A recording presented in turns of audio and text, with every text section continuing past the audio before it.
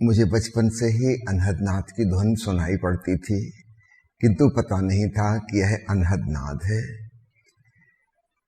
उसमें लौलीनता, एकात्मीयता नहीं हो पाती। बताएं कि मैं क्या करूं।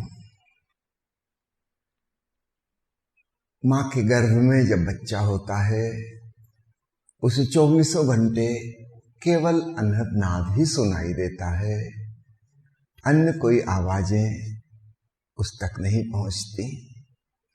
जन्म के पश्चात बाहर के शोरगुल में भीतर की ध्वनि धीमी पड़ने लगती है तुलनात्मक रूप से। जब तक बच्चे को भाषा नहीं आती, तब तक उसे लगातार अनहद नाद की ध्वनि अपने भीतर सुनाई देती रहती है। मां के गर्भ में वह 24 घंटे समझो समाधि की ही अवस्था में रहता था। फिर बाद में उसके नींद के घंटे कम होते जाएंगे, 18 घंटे, 16 घंटे, 14 घंटे, बड़े होते होते करीब करीब 8 घंटे रोज की नींद रह जाएगी। जैसे जैसे उसकी दिन का समय, जागने का समय बढ़ता चला जाएगा, बाहर की चीजों में व्यस्त हो जाएगा, खेलकूद, पढ़ाई लिखाई इत्यादि इत्यादि, वैसे वैसे नाद से दूरी बढ़ती चली जाएगी।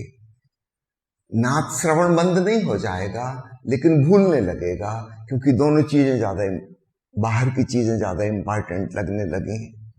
शिक्षक ने होमवर्क दिया है कि ये याद करके आना है, अब वो याद करना ज्यादा जरूरी है। अनहद नाद की स्मृति कम पड़ जाएगी, फीकी पड़ने लगेगी। जैसे जैसे वो एक्सट्रोवर्ट होने लगेगा, भीतर की धुन छूटने लगेगी। धुन तो अपनी जगह है, लेकिन उसकी चेतना दूसरी तरफ उन्मुख हो गई, वह बहिर्मुखी हो गया। तो बचपन में हर बच्चे को परमात्मा का संगीत सुनाई पड़ता है। कुछ लोग हैं जिनको इसका स्मरण भी बना रहता है, कुछ लोग हैं बिल्कुल भूल चुके। फिर जब कोई सद्गुरु ने स्मरण दिलाता है, तब उनको अचानक याद आता, अरे ये तो हम बचपन में सुनते थे। अब दूसरा सवाल आपका है कि उसमें लौलीन और एकात्म नहीं हो पाती।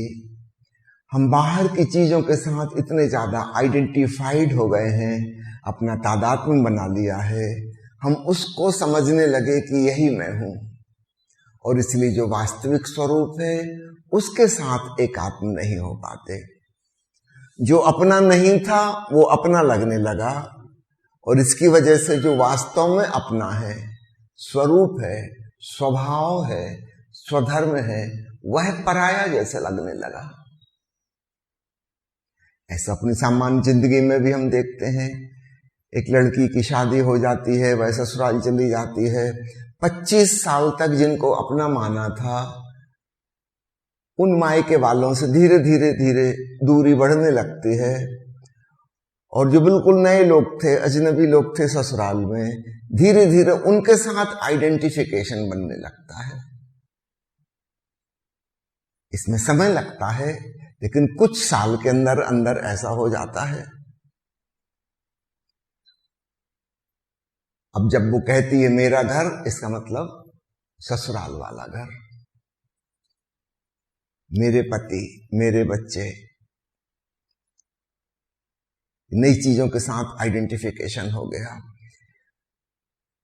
अब मेरे पापा, मेरे भाई, वो थोड़े फीके पड़ गए। यदा कदा कभी फोन पे बात हुई, उनसे संबंध कम होता जा रहा है। और ससुराल में जो लोग हैं, यहां के लोगों से ज्यादा संबंध है, तो निश्चित रूप से पुराने वाले संबंध फीके पड़ जाएंगे, तभी नए संबंध प्रगाढ़ हो सकते हैं। आज के जमाने में जो हम देखते हैं, बहुत से घर गृहस्थियों में बहुत कलह मची रहती है। क्यों? वो मोबाइल की वजह से। वो जो घर में बहू आई है, वो दिन में 4-6 बार अपने मायके फोन कर रही है, हर छोटी छोटी बात में मम्मी की सलाह ले रही है। फिर यहां के लोगों से आइडेंटिफिकेशन बन ही नहीं पाएगा। पुराने जमाने में एक बार ससुराल चले गए तो चले गए, फिर साल में एक बार 2 बार, हफ्ता 15 दिन के लिए आना जाना होगा, मेहमान की तरह। जब से मोबाइल आए हैं तब से वो कंटिन्यूटी में बातचीत चलती रहती है, घंटों घंटों उसी में लग रहे हैं। उस लड़की को ऐसा लग ही नहीं पाता कि हम मायके से विच्छिन्न हो गए, टूट गए। और इसलिए चूंकि अपनापन वहीं जुड़ा हुआ है, ससुराल वालों के संग अपनापन नहीं हो पाता। वो हमारे प्रेम की सीमा है, हम कितने लोगों के साथ लगावपूर्ण संबंध रख सकते हैं, एक लिमिट है उसकी, वो अनलिमिटेड नहीं है। तो कुछ लोगों के साथ हमारा गहरा नाता हो सकता है, उसकी एक गिनती है छोटी सी।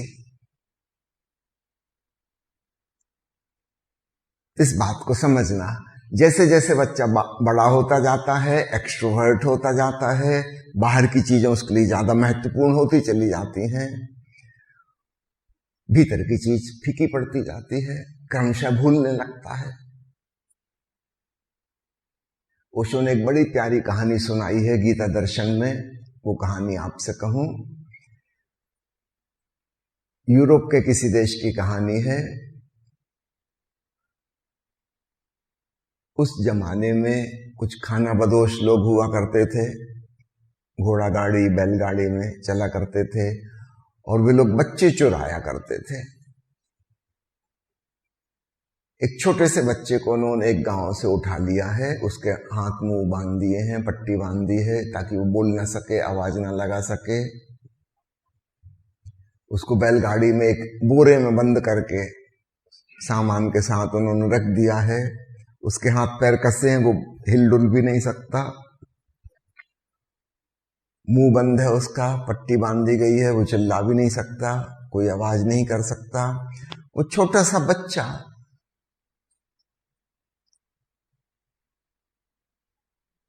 बिल्कुल लाचार बैलगाड़ी में बोरे में बंद है। वो बैलगाड़ी आगे बढ़ती जा रही है, उसको पता है कि अपने घर से, गांव से वह दूर निकलता जा रहा है, लेकिन उसे भाषा भी नहीं आती, उसे अपने गांव का नाम भी नहीं पता, उसे खुद का नाम भी नहीं पता, माता पिता के नाम नहीं पता, कुछ भी नहीं पता। और इस मुसीबत की घड़ी में सिर्फ एक आवाज सुनाई पड़ रही है। शाम का समय है, अंधेरा हो चुका है, और गांव में जो चर्च था उसकी घंटी बज रही थी। बैलगाड़ी क्रमशः गांव से दूर होती जा रही है, वो घंटी की आवाज धीमी और धीमी होती जा रही है। वही एकमात्र स्मरण उसके मन में है, गांव का आखिरी स्मरण। इसके बाद वो लोग चुरा के उसको कहां ले गए, जिप्सियों का ग्रुप था, उसे कुछ पता नहीं, उन्हीं के बीच में बड़ा हुआ, धीरे धीरे सब भूल भाल गया। जब वो 20-25 साल का हो गया था, तब उसके मन में ख्याल आना शुरू हुआ कि एक्चुअली मैं कहाँ का रहने वाला हूं, मैं कौन हूं, मेरे माता पिता कौन है, कैसे पता लगाऊं।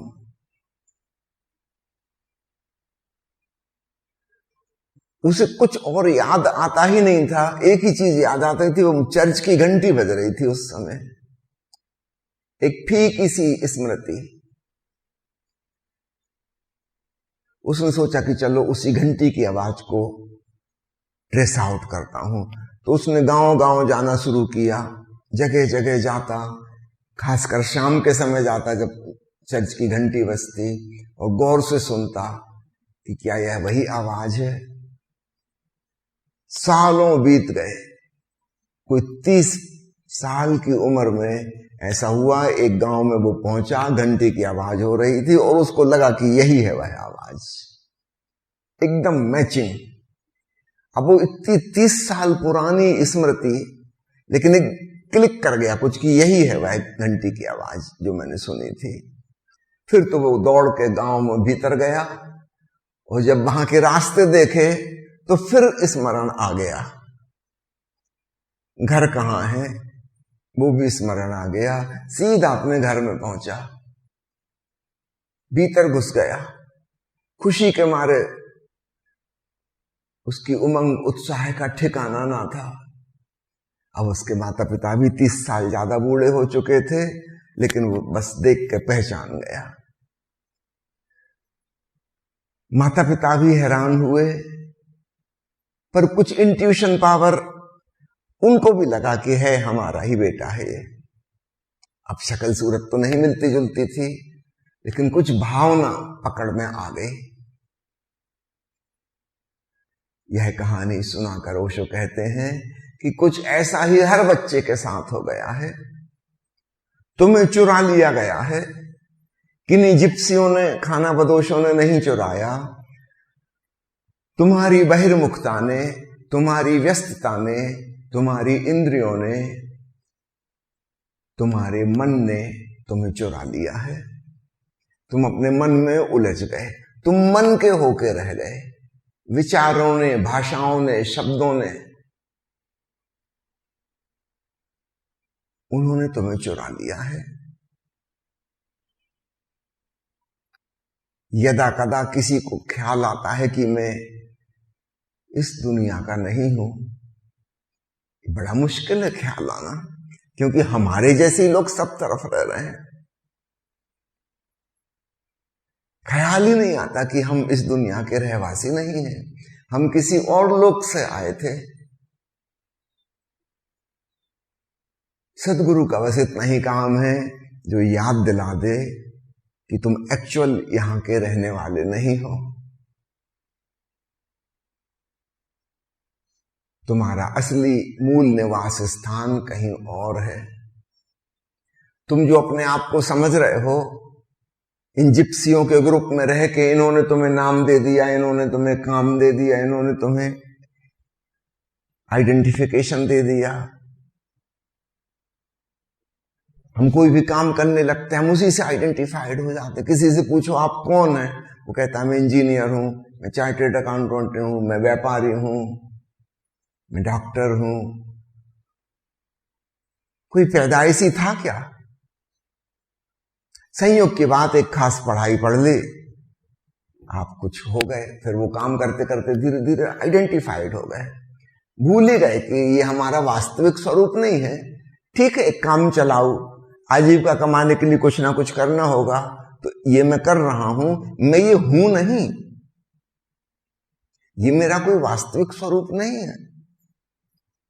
और कल को हो सकता है जरूरत पड़े तो मैं अपना काम बदल भी सकता हूं। ये कोई कंपलसरी भी नहीं है कि जिंदगी भर यही रहा हूं। ये मैं नहीं हूं। ये बहुत मुश्किल है, क्योंकि चारों तरफ हमारे जैसे लोग हैं, सब अपने वास्तविक स्वरूप को भूले हुए, उन्हीं के बीच हम भी हैं। लेकिन ऐसा कोई व्यक्ति नहीं जिसको कभी ना कभी ये बात सवाल के रूप में आती है कि मैं कौन हूं, कहां से आ गया, ये क्या हो रहा है। कभी कभी ऐसे सवाल उठते हैं, हम उन पर ध्यान नहीं देते, लेकिन ये स्वाभाविक प्रश्न है, उठेंगे ही उठेंगे। ऐसा लगता है कि हम अजनबियों के बीच में हैं। सालों साल हो गए उनके साथ रहते रहते, फिर भी वो अपरिचय मिटता ही नहीं। किसी की शादी हुई 40 साल हो गए, जितने अपरिचित वो शादी के पहले दिन थे, उतने ही अपरिचित आज भी हैं। कहने को 40 साल से साथ हैं, घर कौन किसको जानता है, जान ही नहीं सकते। हम एक अजनबियों की दुनिया में हैं। आपका बेटा आपसे ही आया है, क्या कई बार आपको नहीं लगता ये कैसा बेटा है, ये कैसी संतान हो गई मेरी।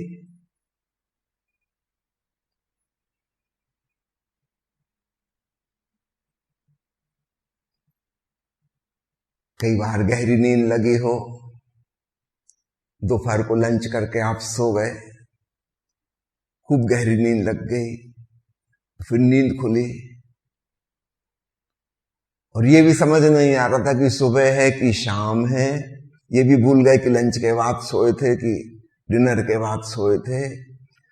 और कुछ सेकंड को लगता है कि हम हैं कहां, फिर कुछ ही सेकंड में जल्दी से हमारा मन हावी हो जाता है,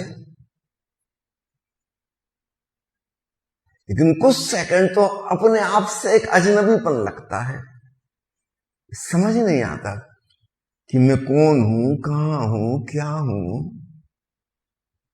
ये क्या है। एक विचित्र अनुभूति होती है, आश्चर्य होता है, लेकिन जल्दी से हम याद कर लेंगे, अरे मेरा नाम ये है, फला रहने वाला, ये मेरा काम है, ये मेरा धंधा है, ये मैं हूं। लेकिन बीच में कुछ सेकंड ऐसे आते हैं अचानक नींद खुलने पे, जब हमें कुछ भी पता नहीं, एक आश्चर्य का बोध सा रहता है। तो ना हम दूसरों को जान रहे हैं यहां, ना हम स्वयं को जान रहे हैं,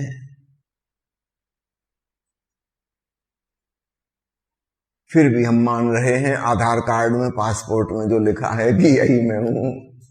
और इसकी वजह से जो हमारा सच्चा स्वरूप है, उससे हम बिल्कुल डिसआइडेंटिफाई हो गए, उससे तो बिल्कुल तादात्म्य टूट ही गया। कोई सदगुरु किसी शिष्य को स्मरण भी दिलाता है कि तुम यह ओंकार स्वरूप परमात्मा हो, वो शिष्य हैरान होकर देखता है कि आप किससे कह रहे हैं? मुझसे कह रहे हैं? मैं परमात्मा स्वरूप हूं। भरोसा नहीं आता।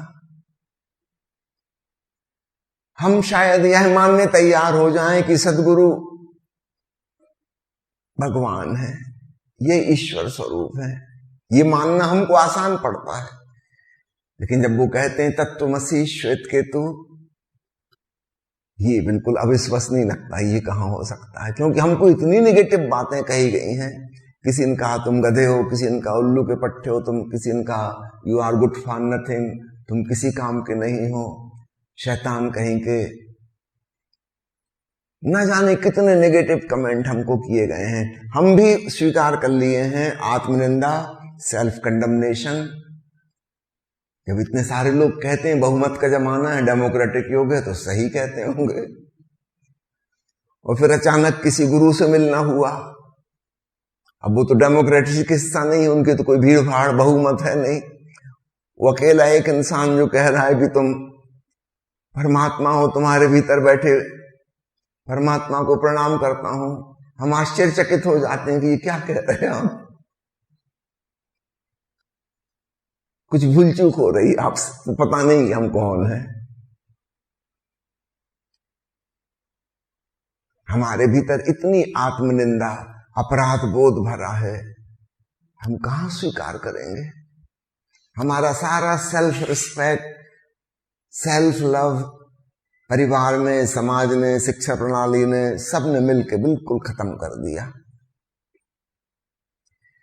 ये कारण है लौलीन नहीं हो पाते, एकात्म नहीं हो पाते, अपने स्वरूप को पहचान भी लेते हैं, थोड़ी देर वहां टिक भी जाते हैं, मगर हम ऐसे सुनते हैं ओंकार को जैसे किसी और की आवाज सुन रहे हो। ऐसा नहीं लगता कि मेरी ही ध्वनि है। इस कठिनाई को समझना, इसके पीछे बड़ा जाल है, कारण है। अपने भीतर एक सेल्फ लव, सेल्फ रिस्पेक्ट पैदा करो। भीड़ जो कह रही है, जो नकारात्मक बातें उन्होंने हमारे मन में डाल दी हैं, उनको दरकिनार करो। उपनिषद के ऋषि जो कह रहे हैं तत्त्वमसि, उनकी बात सुनो, वो ग्रहण करने योग्य है। धीरे धीरे धीरे ओंकार की ध्वनि को ऐसे सुनो जैसे यह मेरी अपनी ही ध्वनि है, अंतरात्मा की आवाज, ये मैं ही हूं।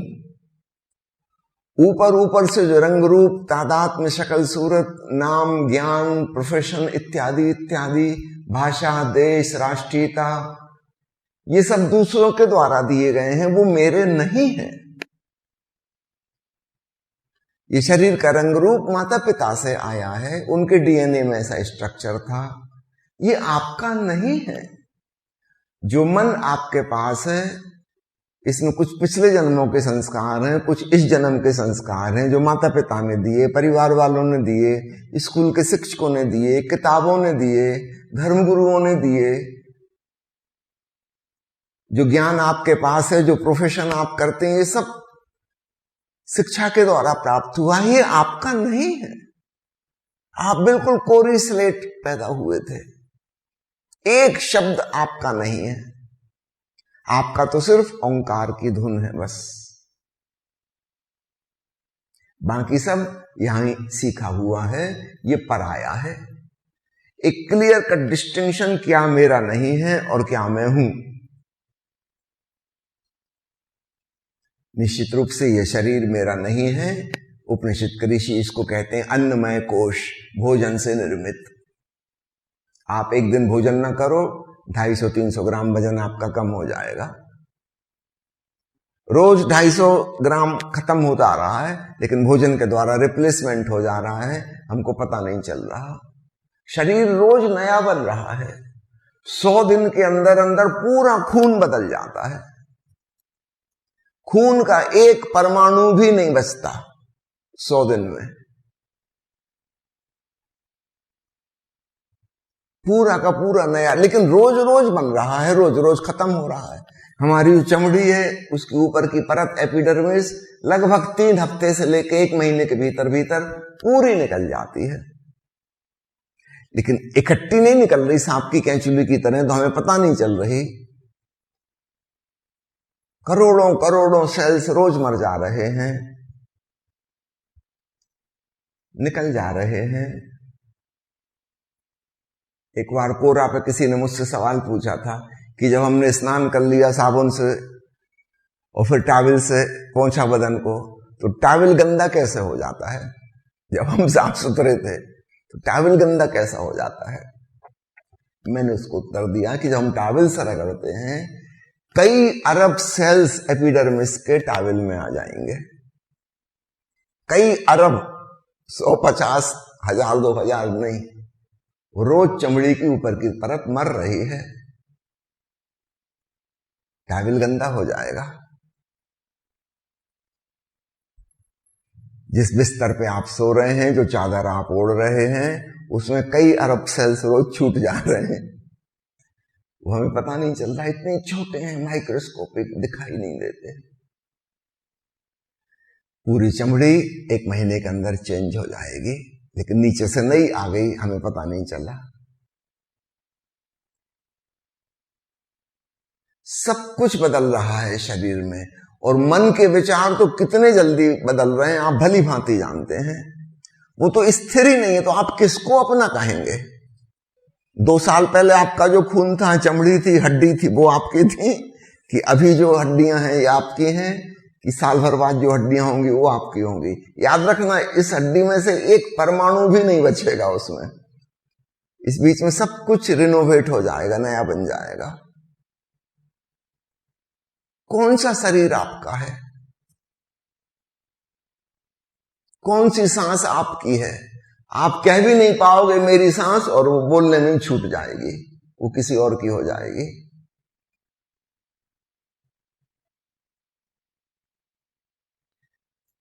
और मन, उसके विचार शरीर को बदलने में तो देर लगती है।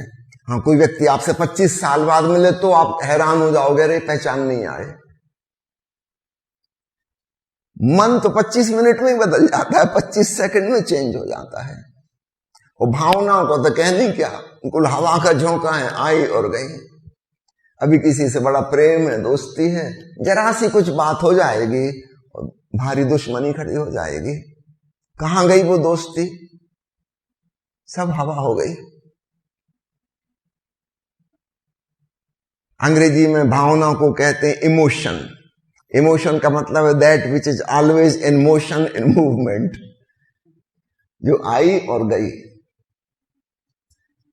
आप किसको अपनी भावना कहोगे? खिड़की से हवा का एक झोंका आया और दूसरी खिड़की से निकल गया, इसमें आपका क्या था?